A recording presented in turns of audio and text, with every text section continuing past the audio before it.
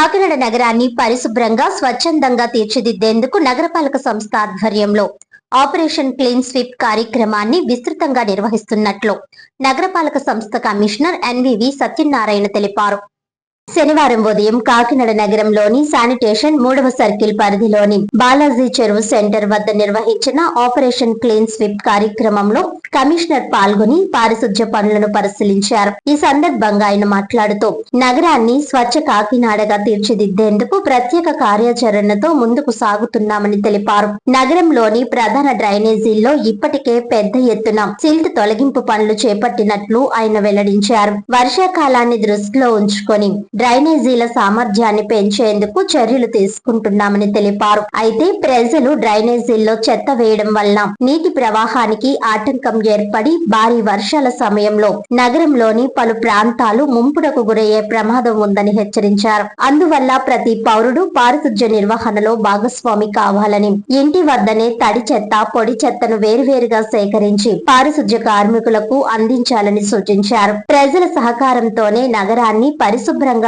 ఉంచడం సాధ్యమవుతుందని ఆయన తెలిపారు. పరిశుభ్రత, వ్యర్థాల నిర్వహణ, డ్రైనేజీల నిర్వహణ అంశాలపై ప్రజల్లో అవగాహన కల్పించేందుకు ఆపరేషన్ క్లీన్ స్వీప్ కార్యక్రమాన్ని అన్ని సర్కిళ్లలో కొనసాగిస్తున్నట్లు అధికారులు తెలిపారు. ఈ కార్యక్రమంలో health officer doctor Prithvi Charan, sanitation supervisor Naidu, కూటమి నాయకులు, కార్పొరేషన్ అధికారులు, సచివాలయ సిబ్బంది తదితరులు పాల్గొన్నారు. అందరికీ నమస్కారం.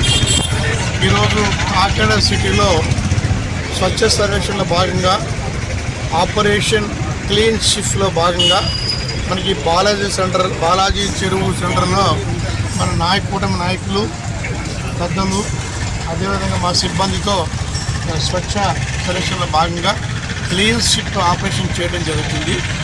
దీనిలో భాగంగా ఈరోజు మనకి 3 వార్డుల్లో 3 సర్కిల్లో ఈ కార్యక్రమం చేపట్టడం జరుగుతుంది.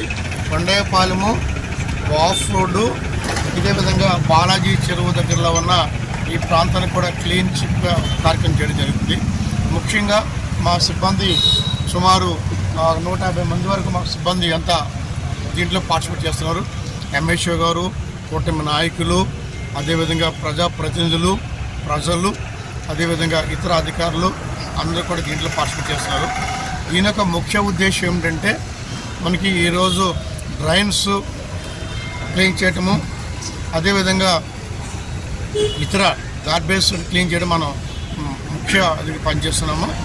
మన సిబ్బందికి అందరూ ఇన్స్ట్రక్షన్స్ ఏంటంటే స్ట్రిక్ట్గా నాయకులకి దగ్గరికి ఎందుకు రప్పించామంటే ఏదైతే మనం పనిచేస్తున్నామో మీ వార్డులో పనిచేస్తున్న దగ్గర మీరే దగ్గర ఉండి ఈ క్లీన్ షిప్ చేయించండి.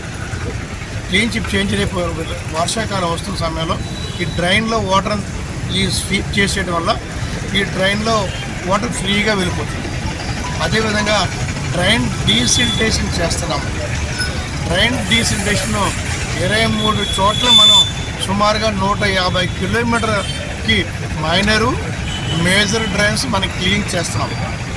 చేస్తున్న సమయంలో ఆల్రెడీ 18 వరకు స్టార్ట్ అయిపోయినాయి. అవి ఈ నెలాఖరికి పూర్తి అయిపోతున్నాయి. ఇంకా 5 వరకు స్టార్ట్ చేస్తుంది. ఈ 5 వరకు కూడా మన 5వ తేదీకి మొత్తం కంప్లీట్ చేసేస్తాం.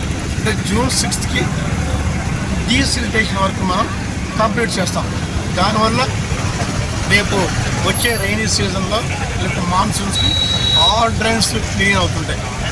ముఖ్యంగా కుటుంబ నాయకులకి నేను మనవి చేసేది ఏంటంటే ఏదైతే మనకి డ్రైన్స్ కొన్ని క్లోజ్ అయిపోయి ఉన్నాయి, కొన్ని చిన్న మరమ్మతులు ఉన్నాయి, కొన్ని చోట్ల బ్యారికేడ్ చిన్న హర్డిల్స్ ఉన్నాయి. హర్డిల్స్ తొలగించడం, అదేవిధంగా ఊడిపోయిన డ్రైన్స్ని మనం క్లీన్ చేయడం, చిన్న రిపేర్ చేసి ఈ హాట్ క్లీనప్. రెండవది విషయం చూసినట్టయితే ఈ కొండయ్యపాలెం మనకి సంబంధించి ఏదైతే రోడ్డు ఉందో అక్కడ మన సూపర్వైజర్ గారు ఉన్నారు. వారి హ్యాండ్ ఓవర్, వారి ఆధ్వర్యంలో ఒక 4 రోజులు 3 రోజులు కంటిన్యూగా దాన్ని స్వీప్ చేయడం జరుగుతుంది. ఇంకా ముఖ్యంగా మనకి కొన్ని చోట్ల మనకి దుమ్మిలిపేట కానీ లేకుంటే రైతు బజార్ ఉన్న ప్లేస్లో కానీ మెయిన్ హిప్స్ ఉన్నాయి. అది 2-3 రోజుల్లో స్పెషల్ డ్రైవ్ పెట్టి దాన్ని రిమూవ్ చేయడం జరుగుతుంది. ఇది తర్వాత మనకి క్లీన్ స్ట్రిప్లో భాగంగా చాలామంది కూడా ఫ్లెక్సీలు పెట్టారు. ఫ్లెక్సీ చాలా మట్టుకు తొలగించాము. అయినప్పటికీ ఇంకా అక్కడ కూడా చేస్తున్నారు. మీ ప్రోగ్రాం అయిపోయిన వెంటనే ఫ్లెక్సీ తొలగించాలి. అది తొలగించకపోతే వారిపైన యాక్షన్ ఉంటుంది. అదేవిధంగా కొబ్బరి బొండాలు వ్యాపారం చేస్తున్న వారు కొబ్బరి బొండాలు ఇంకా కొన్ని చోట్ల వేస్తున్నారు. అది ఎట్టికి వీలేదు.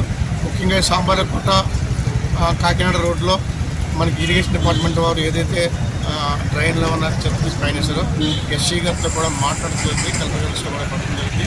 అవి లెవెలింగ్ చేస్తేనే మనకి క్లియర్ చెప్తే అనిపిస్తుంది. అది ఒకటి మేము చేస్తున్నాము. తర్వాత మనం ఇది చేస్తాం, మనం మోటార్సైకిల్ కనెక్ట్ చేస్తాం. అంటే మనకి అల్లూరు సీతారామరాజు దగ్గర నుంచి బొమ్మ దగ్గర నుంచి మన జగన్నాథపురం వంతెన వరకు, అదేవిధంగా సింహా రోడ్డు నుంచి మన ఇంటర్ ఫిట్టింగ్, అదేవిధంగా బాలూరు జంక్షన్ నుంచి మన కలెక్టర్ గారి ఆఫీస్ నుంచి అట్లాగా జనరల్ హాస్పిటల్ వరకు అట్లాగా కచేరిపట్ల అలా చూసుకునే వరకు కూడా లిటర్ పిక్లింగ్ అంటే ఏదైతే మనకి వేస్ట్ పదార్థాలు అంటే ప్లాస్టిక్ గ్లాసులు కానీ వాడేసిన పదార్థాలు కానీ రోడ్డు మీద వేస్తున్నామో ఎవ్రీ 2 అవర్స్కి కూడా ఒక స్పెషల్ స్క్వాడ్ వచ్చి అది కూడా రిమూవ్ చేయడం జరుగుతుంది.